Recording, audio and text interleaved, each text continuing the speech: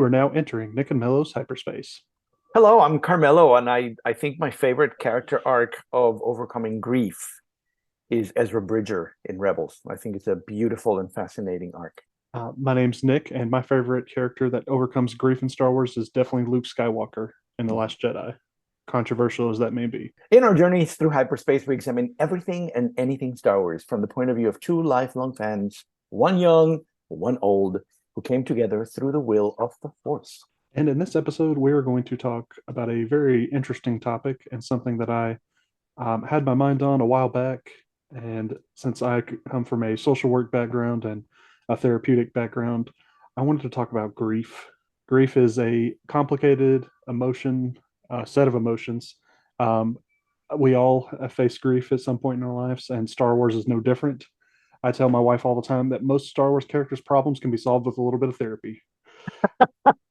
So I wanted to not therapize some of these characters, but talk about ways their grief has affected their decisions, how the grief has affected the story, and the consequences of their grief, and how they have continued to inspire. I think that's the main focus that George Lucas always wanted to instill in people is hope inspires. And Right. to me, one of the most hopeful things ever is somebody overcoming grief and still becoming a positive inspiration to others. And it's really interesting because the history and politics of the galaxy, with the notion of war, with the empire, with authoritarianism, oppression, and all of that, the notion of grief sort of goes along with that. And one of the things that I'm really excited about talking about here is how connected the personal is to the social, how the personal is connected to the political. All of these processes that we have as individuals are very much connected to the world that surrounds us, to the circumstances of when we live and where we live and how we live. And so I love the idea of grief. And audience, this is an idea that Nick came up with, and I'm very excited to have a conversation about it. And that's really quite fun. So I think first we need to talk about grief a little bit and some of the misconceptions or maybe some myths about grief. And I think in Star Wars, the main thing I noticed is a lot of times characters will have tragedy happen or galactic scale tragedy, like you were just mentioning with oppression and authoritarianism. And a lot of times, the movies, especially, and even some of the shows, we don't really get a lot of time to spend with characters That's very dealing true. with the grief, dealing with the consequences of maybe their actions or someone else's actions.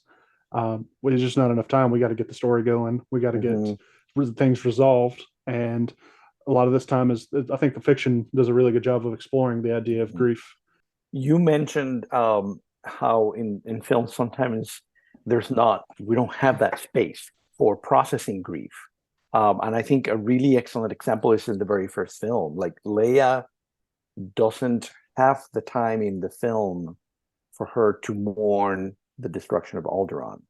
And as you said, I really enjoy how in fiction, in a book like Bloodline, for example, we get to see a little bit more about that moment, about thinking about that moment. And so it's really quite wonderful. In our show, we're always sort of moving from movies to television to comics to novels. And one of the things that is really nice about that is that things that cannot happen in a movie can happen in fiction or can happen in comics. And I think the case of Leia in New Hope in episode 4 is a very good example of that. Yeah, that's actually very interesting you brought that up because I was thinking, um, I think we see Luke grieve more in that movie than we do Leia when he We do, grieves. See we do. him lose Obi-Wan, and he doesn't even grieve over his aunt and uncle, which I find weird. But that's a very interesting point. Things just happen to characters, and they just have to move on. Mhm. But in a real life situation, you know that like if you or I were to lose Earth, that would be huge. I don't know how we would continue to fight a Oh war my God, or I continue would be to a mess. navigate that. No, right. Some of the things I love about the Star Wars comics actually deals with Leia and her grief of losing Alderaan, losing Han Solo. But after Empire Strikes Back, we get to see a lot of her mindset change. She becomes more aggressive. She Yep, becomes a little more on edge. right. And then when she loses Han Solo, she kind of loses a little bit of hope. The person that she kind of leaned on for support and saw the good in. So even the most hopeful of characters in Leia can Yeah. be stricken by grief and really affect her. It's really interesting because I just saw Force Awakens, and it's really quite beautiful the way that the film processes the grief of the loss of their son Ben Solo, Mm-hmm. to the transformation of Kylo Ren, and so it's really quite beautiful to see the sort of sadness, desperation, anger, frustration about them and not being able to have their son back. You bring up the sequel trilogy, and I think as many problems as people may have with it, I think the one thing I always love about that is I think each movie, in a way, has each of our three main characters from the original trilogy in some form or fashion. They kind of deal with the grief of the loss of Ben Solo. Well, Han Mhm. Solo's the first movie, Luke is the second, and Leia in the final film. Right. And I think they all kind of learned that lesson of we all made mistakes, and Ben is the one that suffered for it, but we can still help him and still help the galaxy. And I think that was the really underlying theme of that trilogy is grief. That's really beautiful, Nick. Thinking of the sequel trilogy as a trilogy of grief for the older characters. And for the Um, older ways of the galaxy in yeah, a yeah, lot of yeah, yeah, ways. yeah, yeah, yeah, yeah. Oh my God, you just made those movies better. Even better. I like them. I like them very much. So you mentioned Luke Skywalker as your Mm. point character Oh yeah, for an arc of overcoming grief. So can you talk a little bit about that? I remember the first time seeing that movie. I think a lot of people, and myself included, Last Jedi? Last Jedi. I'm sorry, yes, Okay. Last Jedi, the movie that deals with Luke's grief and his character development. Even to this day, people debate if they enjoy the characterization or not. I'm not here to debate that. I'm here to debate the or discuss the kind of transition from old man stubborn Luke, who has lost his will, lost his hope, to the Luke we remember. And I think that is a beautiful transformation because I think a lot of us forget Luke was in his early 20s when he defeated Vader and the Emperor. Mhm. And at 23 years old, you don't have life figured out. You don't have anything figured out. And we see Luke in his 50s and pushing 60 and close to your age, I guess you could say. And Yes. in The Last Jedi, and things are much different for him. He's went through so much, and there's still a lot we're exploring, but we don't know all of his story. Mhm. But from what we do know, from what the films give us, is Luke failed, and failure, like Yoda says, is the greatest teacher. And I think it takes a long time for Luke to accept that. Sometimes it's not a death that causes grief. I think Mhm. one way I like to define grief to people is grief is a when our expectations don't get met in life. So that could not just be the death of a friend or loved one. That could Ah, be the loss of a title, the loss of a role. So a right, lot of people, when they're dealing with right, health issues and they may not be able to move like they used to, or they right, may get a terminal illness and they have to readjust how they live life, like right. diabetes or heart disease or something like that. So that's that. There's grief that comes with that, changing it, Mhm. becoming dependent, or just the way life goes. He didn't expect it to go that way. Mhm. So for Luke, he expects to rebuild the Jedi Order and just things return to the way they are, but he doesn't learn those lessons that his masters had to go through with grief, Right. loss, and those things happen to him, and he's grief stricken because a lot of people will say that in the film he tried to kill Ben Solo. I think that was just a moment of weakness. I don't think he Yeah. intended to kill Luke. I don't think the movie makes that pretty clear. Yep. A lot of people will always go back and say, "Well, he never wanted to kill Vader. Why is that?" But I think there's an important thing people are forgetting is Vader isn't Luke's failure. Luke had nothing to do with Anakin becoming Darth Vader. Ah, true. That was Yoda and Obi-Wan and the Jedi's fault. Luke is just it's his father. It's his the only family he knows left. Ben is his failure. Ben is was given to him by his sister and best friend, and then he failed not just him but them and destroyed that family, and did not just destroy the family but destroy the galaxy. And You have thought about this. oh, I love this. This is such a beautiful story. And I think The Force Awakens telegraphs it perfectly when they're looking for Luke and Han runs into Finn and Ray, and they said they thought he was a myth or that he wasn't real, and Han says, "Yeah, he's real." But after the Jedi fell, he left. He ran away. I think it telegraphs it perfectly because in my mind, when I hear that, I'm thinking, "Oh, Luke is Luke is dealing with some real baggage about what had just transpired. He's Of not course. he's not going off like some people thought to be connect with the Force or become stronger. No, he's becoming the Jedi tradition of becoming a hermit, just like Yoda and hmm Obi-Wan did before him. hmm So hmm this is not a situation where Luke is helping the galaxy. His he thinks his presence is hurting the galaxy. Yeah, you're right. There's this old tradition in Chinese culture about the recluse, the person that sort of leaves civilization and goes away. But in the case of Luke, is fleeing, is not consciously saying I need to be by myself, is fleeing. Mhm. And it is sort of the grief of that failure Yes, that propels for him to go as far away yes, as he yes. can. I love Luke in Last Jedi because I love I love seeing characters struggling. I think a hero is more interesting when he struggles rather than the person that always gets it right. Mhm. And I love the arc of Luke in there in that sense, Yeah, because we see the crisis, but we see the moving on, and the duel that he has with Kylo Ren in Crate mhm. is Luke at his best. Right, right. Luke at his best. Yeah, I think while you're saying this, I think of Obi-Wan, who by the time when we originally meet Obi-Wan, there's a lot of backstory we don't know. And it Right, didn't until last year we didn't know how he found right. out that Anakin was Vader and how he became accepting of that and that truth. So for years there was already kind of we didn't get to see that process of him. I think Luke is really to me might be the first character we really get to see come The through the whole other arc. side, a whole Yeah, arc of coming through the yeah, grief process. yeah. And don't know why it took them almost 40 years to do that. Nonetheless, Eh, I think it's very fascinating. And then, kind of like I said earlier, instills the hope of Star Wars that even the greatest of heroes can yes, can fail, yes. can overcome insurmountable odds, and be an inspiration.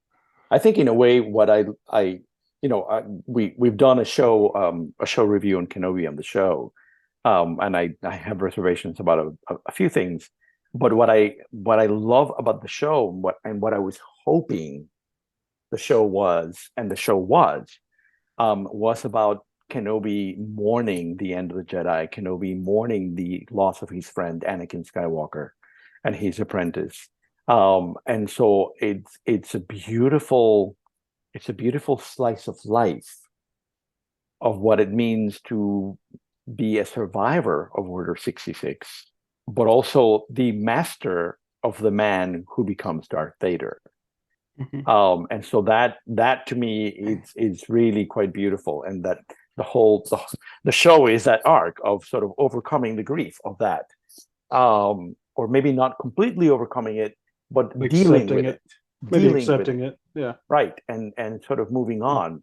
Because sometimes the idea of overcoming grief is not about solving the problem, yeah. but it's more about sort of facing it, thinking through it Mm-hmm. rather than repressing it or putting it aside or saying, I can move on now, because that all these things stay with you. They really stay with you. Well, and you made a very extra interesting point just now. You said solving a problem.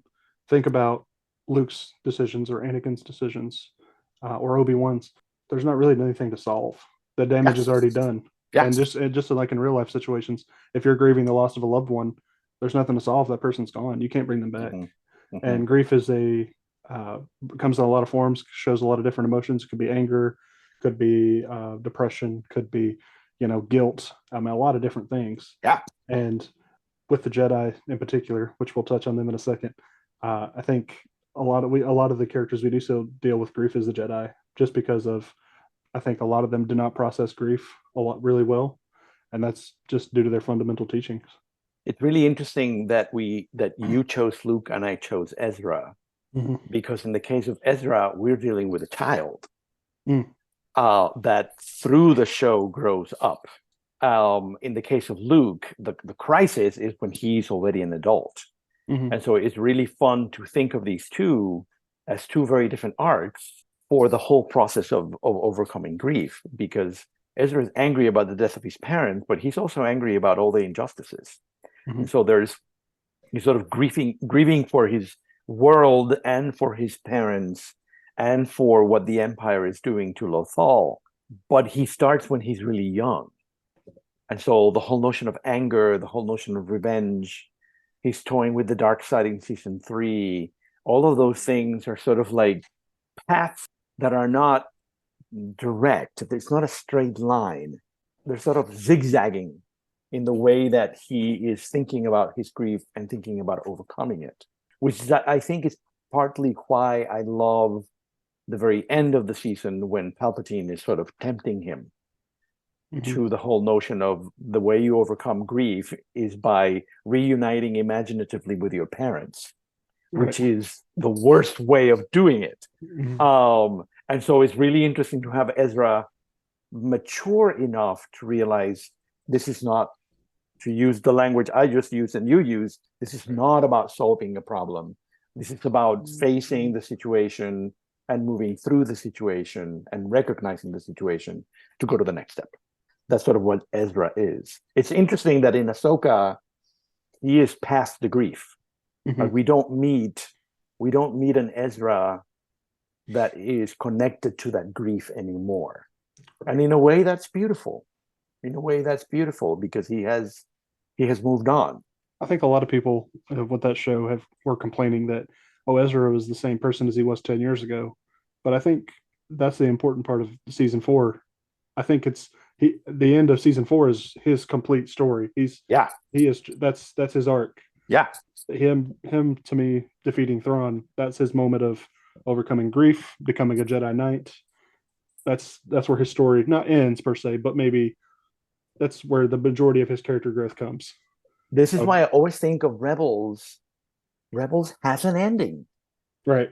Season 4 has an ending. It's not a cliffhanger. That is not a cliffhanger because we reach the point of maturity of Ezra. And so it's really interesting because the comments about Ezra and Ahsoka are more about his goofiness and his humor. Those things don't go away. I'm 58 years old. He's always had that. And I'm still as goofy as I was when I was 11. And it's just really interesting that becoming an adult means you're humorless now. Right. No, Ezra's personality has that sort of goofiness, that silliness attached to it. Well, even I think of other characters in Star Wars now that have come grief. Like, think about when Leia and Han Solo lose their son. What do? They revert back to the people they were before. Yes. They are a general again in the war, and then Han Solo is a smuggler again with his best friend. Right. They don't stay where they were. Leia's not a politician anymore. Han Solo's not working for the New Republic. They revert back. That's what a lot of grief and trauma will do to you. You will revert back to old habits. Absolutely. Nick and I were talking before recording the show. It's sort of like, well, we can't make this a 5-hour marathon because there's so much grief. There is so much grief. But sort of like there are little moments, like B2, the droid Andor, grieving over Marva, but things like Asajj Ventress in Clone Wars and grieving over the death of her civilization. And the betrayal of Count Dooku and all of those things. It's really interesting that when we think about it, yes, Star Wars is about hope. Yes, Star Wars likes happy endings, but grief is sort of the stream where many of these characters have to go through. I think of, when you say B2, I think of also Cassian in that show where he deals with or he doesn't really deal with, he learns the death of his mother. And to me, that is a turning point. And I think a lot of times when that grief hits, that's when a lot of characters have a turning point. With Cassian, that's when he kind of commits to the cause of the rebellion. For Saul, that's when he becomes an extremist. Right. Saul Guerrero is a great example of grief and how the anger of grief can override somebody and make them into a different person. Saul Guerrero is a fascinating one because in a way, I don't think he ever overcomes grief. He's sort of ultimate paranoia that he has at the end.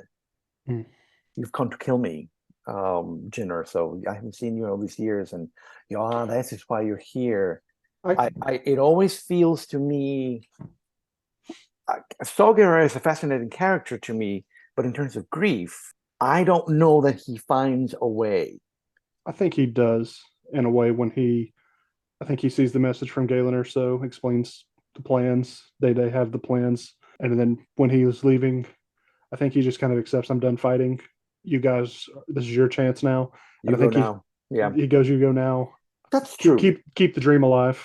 And then That's he just true. kind of accepts his fate. I think in a way he kind of just, that's his way of dealing with it. Like, there's hope for me, so I can give up now. Maybe for years he never had that hope, and that was the first time he may have had hope in a long time. That's how I interpreted that I scene. I'm not going to disagree. I'm not going to Um, disagree. Um, I think my point was that for so much of what we see of him, mhm. what we see is the consequences of not dealing with that grief. Oh yes, yeah, yeah. And so yes, maybe at the very end you have that moment of sort of recognition of that grief Mhm. and of sort of letting others continue the struggle, of continue the rebellion. There are other characters, and I just thought about this now, like Boba Fett and the death of his father. Mm, That's one that it's there as grief, but we don't get the whole arc. mm-mm. We get snippets of who he is, and I've never read the Bounty Hunter, the Boba Fett novels. I don't know if they deal with that or not. But at least on film and in Clone Wars, when we see him on television, there's not a lot. There's not a lot that we see about that process of grief. Mhm. Well, Although definitely grieving. I mean, yeah, this is why he becomes who he is. yeah. I was to say, well, I mean, he's a child as well, and at that Yeah, age, he has no one, and the only person he did have is gone. that's exactly right. So yeah, That's exactly right. I think it makes a lot of sense his direction. I would like to see Yes. more of that story though unfold. Even like I mentioned with Saw Gerrera, even the characters that don't deal with their grief well, I think Star Wars does an excellent job of always remembering, even though you go through a lot of hell, Yeah. there's still hope at the Yeah. end of that. A hope at the Yeah. end of the line. Even characters like Darth Maul, even characters like Kylo Ren. I mean, there's so many different examples of characters who, even at their darkest moments or their final moments, they come to accept there is hope. And I think that's the underlying grief, because a lot of people, when they are grieving, there's no hope. There is no light at the end of the tunnel. There is no other side. It's just, I'm going to Yep. be stuck like this forever. Yep. We live in a world of mental health consciousness, Mm-hmm. but it's really interesting that it's always been there Oh, yeah. Even from because the of very the beginning. world that we're in, the war and empire and totalitarianism and all of that. So, Carmelo, before we wrap up, I know we mentioned it and hinted at it earlier. We talked about a lot of different examples of fiction doing great work exploring grief and those topics, but I wanted to highlight two of my favorites. One I don't have a copy of, or a couple of my favorites. One I don't have a copy of, and you mentioned Bloodline, but also wanted to talk about Shadow of the Sith. Oh yeah. Wonderful novel. Takes place in between Return of the Jedi and Force Force Awakens. Awakens. And the person in this book that deals with grief a lot is Lando, who, Mhm. as you know, I'm a big Lando fan. Love his story, love his ending in this book. We get to see a whole process of him overcoming the grief of loss, and it's really incredible. Another one's a comics little mini series here called Princess Leia. Simple Never by read that. it's by Mark Wade. It's Yeah. Leia after the destruction of Alderaan, meeting up with other survivors of Alderaan and finding those survivors and kind of trying to find people of Alderaan a new home. So both are fantastic stories and Oh, deal with. I need to read that one. I've never read it. I've never It's read it. very good. It was one of the early comic series they released, so it's pretty I think fantastic. I own it, but I have not read it. So I'm gonna pull it out when I'm done recording. Carmel's gonna do his homework. He's gonna read that. Thank you, Nick. This was really really interesting, and I'm very very glad that you chose this topic for one of our shows. So, Yeah. um, Well, audience, thank you so much for joining us. If you like yeah. our video, make sure you like it. Make sure you subscribe so you can get notifications about our episodes. And may the force be with everybody. May the force be with you.